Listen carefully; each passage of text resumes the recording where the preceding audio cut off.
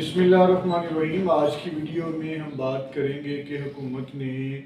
जो राइस की काश्त है, मुंजी की काश्त है, अगेती, उसके ऊपर पाबंदी क्यों आयद की है, उसके पीछे कौन से हक़ाइक़ हैं और ज़मींदारों को इसका क्या फ़ायदा होगा और क्या नुकसान होगा। तो ज़मींदार भाइयों, बुनियादी तौर पर जब भी गवर्नमेंट कोई फ़ैसला करती है तो उसके पीछे कुछ ना कुछ हक़ाइक़ ज़रूर होते हैं। उसको उसकी तस्दीक करनी चाहिए ताकि हम उस फ़ैसले की नोयत को समझ सकें। पिछले साल हमारे ज़मींदार भाइयों ने एक बड़ा तल्ख़ तजर्बा किया है मोटी इक़साम का, हाइब्रिड इक़साम का, जो कि अगेती काश्त की गई और टेम्परेचर ज़्यादा होने की वजह से ज़मींदार भाइयों के लाखों करोड़ों रुपए जो हैं वो डूब गए। इसी चीज़ को मद्देनज़र रखते हुए इसके अलावा भी कुछ हक़ाइक़ हैं, जिस तरह से हमारे मुल्क में जो पानी की कमी है उसका भी आहिस्ता आहिस्ता जो हमारा पानी का लेवल है वो भी कम होता जा रहा है और पानी की कमी भी होती है। और ख़ुसूसन जो अगेती काश्त है उस वक्त खुश्क साली होती है तो राइस की फसल को जो है वो पानी की भी ज़्यादा ज़रूरत होती है, बिजली भी बहुत महंगी है। तो ये सारे वसाइल जो हैं अगर इनको इकट्ठा किया जाए तो ये काफ़ी ज़्यादा ख़र्चा भी बढ़ जाता है, जो ज़मींदारों के ऊपर भी अक्सर औक़ात भारा पड़ता है।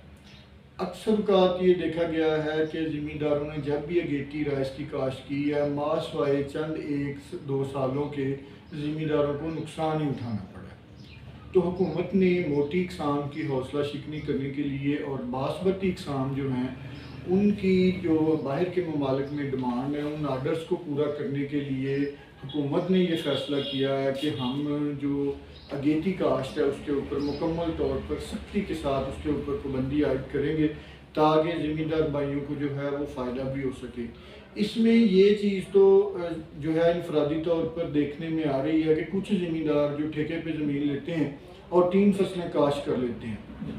उनको कुछ नुकसान होने का अंदेशा है। लेकिन इनफरादी तौर पर ये नुकसान देखा जाए तो ये कम ज़मींदारों का नुकसान है। अगर मजमूई तौर पर देखें तो जो बाहर के ममालिक में हमारी बासमती इक़साम की डिमांड है उनको पूरा करने के लिए ये फ़ैसला मेरे ख़्याल में ज़मींदारों के लिए काफ़ी ज़्यादा बेहतर है और उनके मुस्तक़बिल के लिए ये फ़ैसला काफ़ी खुश आइंद साबित होगा। और बासमती की जो इक़साम है उनके रेट भी अच्छे हो जाएंगे, क्योंकि बासमती की इक़साम जो है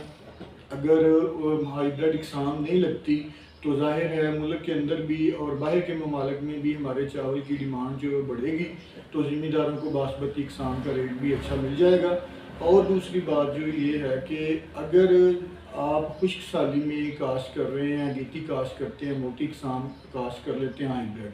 तो 2-3 खदशात हमेशा ही बाकी रहते हैं कि मौसम ज़्यादा गर्म रहेगा, बारिशें ना होंगी तो ख़र्चे भी बढ़ेंगे और हो सकता है पिछले साल की तरह अगर इस साल भी ज़मींदार ये काश्त कर लेते तो ज़मींदारों को करोड़ों रुपए का नुकसान उठाना पड़ता। इसलिए मैं ये समझता हूँ कि हुकूमत ने ये फ़ैसला ज़मींदारों के हक़ में किया है और ज़मींदारों को जो है वो इस बात की पाबंदी करनी चाहिए कि वो अगेती काश्त ना करें। 20 मई से पहले कोई पनीरी जो है वो किसी भी किस्म की बासमती इक़साम हो या मोटी इक़साम है, किसी भी किस्म की जो टाइम शेड्यूल दिया गया उसके मुताबिक आप राइस की फसल काश्त करें।